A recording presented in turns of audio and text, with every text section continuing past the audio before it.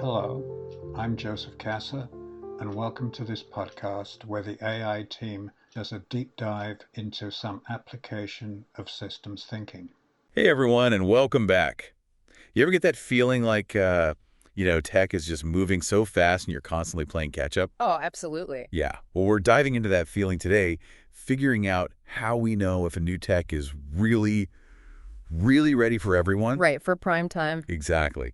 And what happens after that initial hype kind of fades away? Yeah, totally. Our guide for this deep dive is a research paper, and the title is A Mouthful: It is a bit of a mouthful. Applying Holistic Thinking to the Problem of Determining the Future Availability of Technology.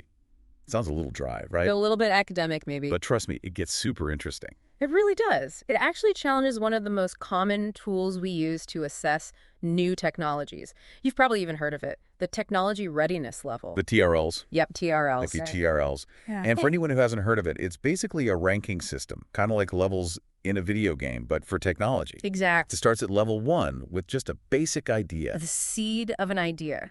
And it climbs all the way up to level 9, which means it's fully operational and out in the world. Out there changing the game. Yeah, exactly. And organizations like NASA and the Department of Defense, they use TRLs all the time to figure out where to invest their resources. Makes sense, right? A higher TRL usually means lower risk. It seems logical. But here's the thing that this paper points out. TRLs are really just a snapshot. They tell you where a technology stands right now at this very moment. But they don't tell us how that technology is going to evolve. Okay, so it's like knowing a player's level in a game, but having no clue about their skills, their strategy, how fast they're leveling up. It's like seeing a single frame of a movie. You're missing the whole story. Yeah, that seems kind of limited. It is. And the paper even quotes some researchers who found that program managers, they consistently underestimate the time and the effort that it takes to move technologies from, let's say, TRL 6 to TRL 9. So predicting the future of technology, that's where things get really tricky. That's the million-dollar question. And that's where this paper comes in, right? They're proposing a different approach, and they call it holistic thinking, which, to be honest, sounds a little vague to me. It does sound a little bit abstract. What does that actually mean when we're talking about technology? So holistic thinking means looking at a technology within its full context. Like, what are the social implications? Right. The economic impacts, the environmental effects, even the ethical considerations. So it's not just about the tech itself, but it's about the bigger picture. Exactly. It's Yeah. about asking those deeper questions. So not just, does this new gadget have a cool camera, Yeah. but also, how will this camera change how we interact with the world? How will it affect our relationships? How will businesses use it? Right, or even how will this impact our privacy? Exactly. It's like the difference between just understanding the parts of a car Okay. versus understanding the entire transportation ecosystem. Interesting. Sure, knowing how the engine works, how the wheels turn is important, but that knowledge is only so useful if you're not also considering the roads, the drivers, the traffic patterns. So you're saying we need to look at the whole picture, the whole system. The whole enchilada. Okay, I'm starting to see how this could be really valuable, but it also sounds super complex. How do we actually apply this holistic thinking when we're assessing a new technology? That is a great question. Yeah. And that's where the paper introduces this really interesting concept called the technology availability window of opportunity. Okay, another mouthful. I know, right? TBOO for short. D2, got it. And it's all about understanding the entire lifespan of a technology from its birth as like a raw idea all the way to its eventual obsolescence. So not just whether it works, but how long it'll be relevant for. Exactly. The researchers actually map this out visually in Table 2 of the paper. It's fascinating to see. Okay, so imagine you're thinking about investing in some new solar panels. Okay. The traditional TRL might say, hey, it's at level 7 right now, pretty close to being widely available. Sounds good. But using the TRWOO, you could also think about how long it might be before even more efficient solar tech comes along. Right. You'd be thinking about the long game, not just the here and now. And that could have a major impact on your investment decisions. Absolutely. Now, I do remember something in the paper about a dynamic TRL. What was that all about? Yes. They introduced this idea of a dynamic TRL or DTRL, and it basically adds a rate of change to the traditional TRL number. So instead of just a static number, it's more like seeing how that number is changing over time. It's like having a speedometer for your technology. That's a great analogy. So if we know a technology is currently at TRL 6, but its DTRL shows that it's rapidly progressing, we might feel more confident about its future. Exactly. And the paper even has a figure 3, I think, that visualizes this. It's really cool to look at. This is already so much more nuanced than just relying on a single TRL number. Right. It's like upgrading from a basic map to a GPIN system. I love that analogy. So we're not just getting a snapshot of where a tech is right now, but we're also seeing its trajectory. Its potential path. I'm really starting to see the value of this approach. But how do we make this relevant to our listeners, the people out there making decisions about technology every single day? That's a great question, and it's something the researchers actually address in the paper. They argue that this kind of thinking, this whole TADUO approach, it's not just for engineers and scientists. It's for everyone. It's for anyone who uses technology, which is pretty much all of us these days. Okay, I'm ready for you to unpack that for me. What does understanding the TADUO actually mean for our listeners? How can this help them navigate the tech world in their own lives? Well, let's say you're thinking about buying a new smartphone. Okay. The latest model always seems super tempting. Oh, yeah. But if you consider its taboo, you might realize that a slightly older model, maybe even one that's approaching obsolescence, could still meet your needs just fine. And probably save you a bunch of money. Exactly.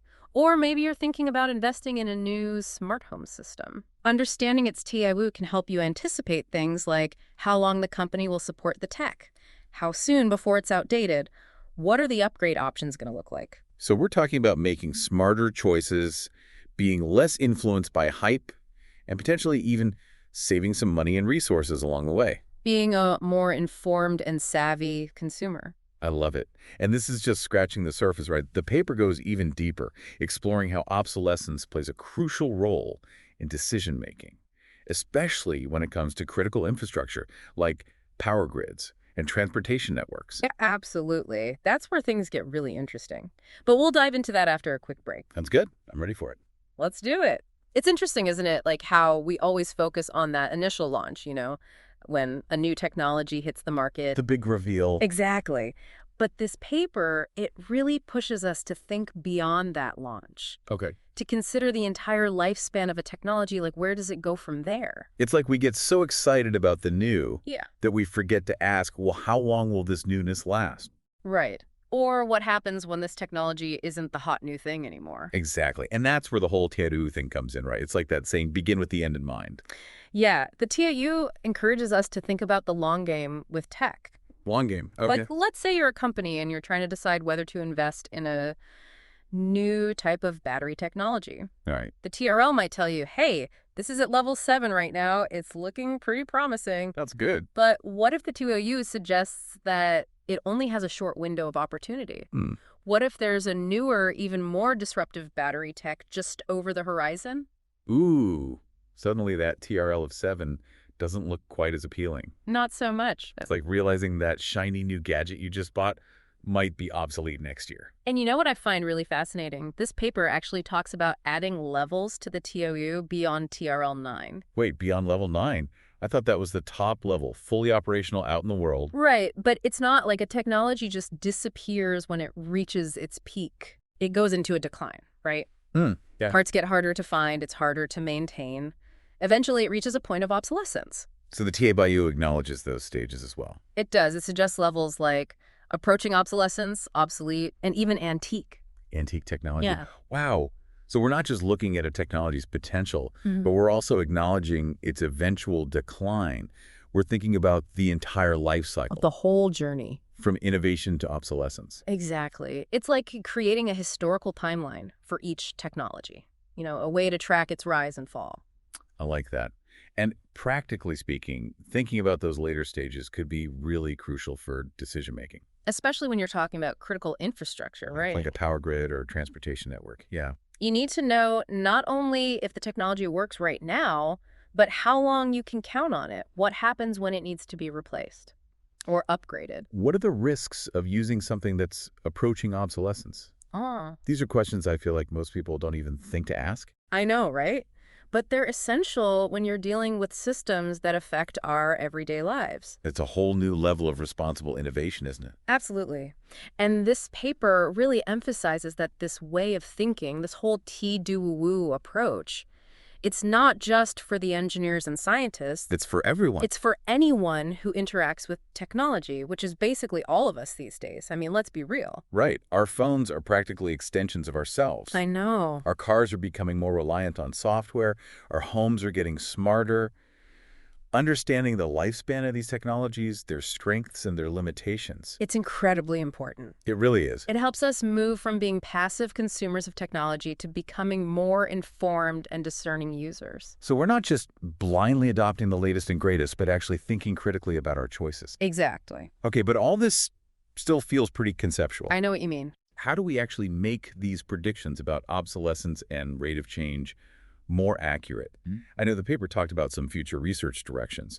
What were some of the key questions they raised? Well, one of the big ones is how do we develop more robust models for predicting the TIDOU? Okay.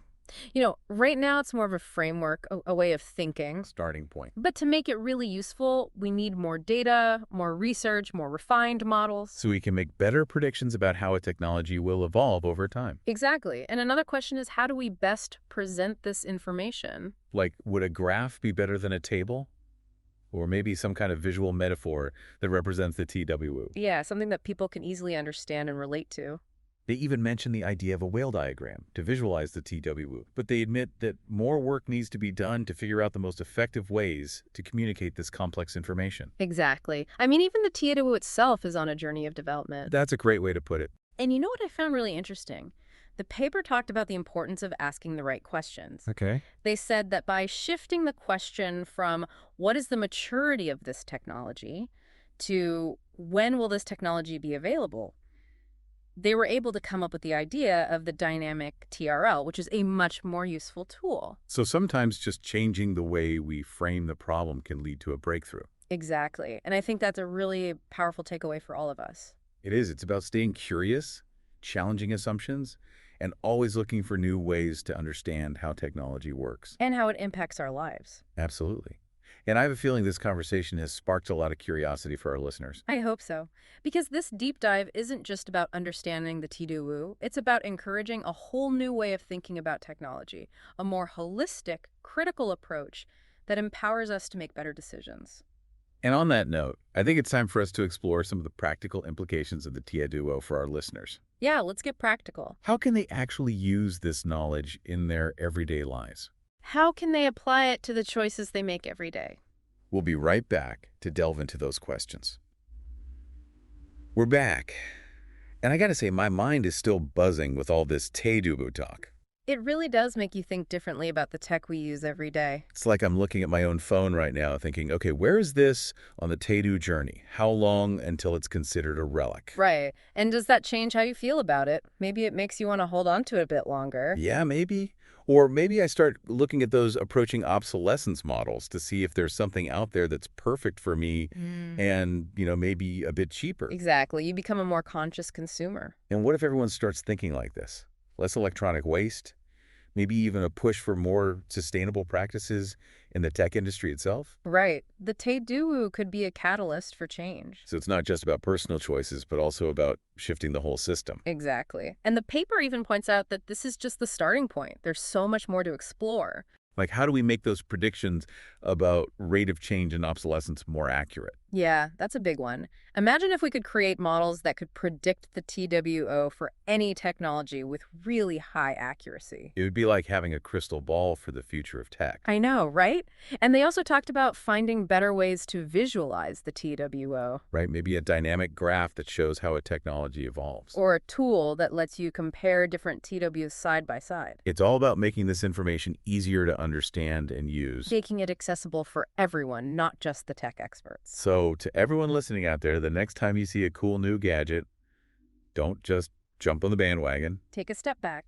Ask yourself some questions. Where does this fit on its TW journey? What's its window of opportunity? And what happens when that window starts to close? And don't be afraid to think outside the box. What are the alternatives? What could the future look like? Maybe you'll even spark the next big breakthrough, or at least make a more informed decision about your next tech purchase. Exactly. It's all about becoming active participants in shaping the future of technology. I love that. And on that note, we'll leave you to ponder those questions. Keep exploring, keep learning, and until next time, keep those minds curious. I hope you enjoyed today's deep dive. Why not take a moment and join the discussion in the LinkedIn group Tackling Complex Problems. Take care.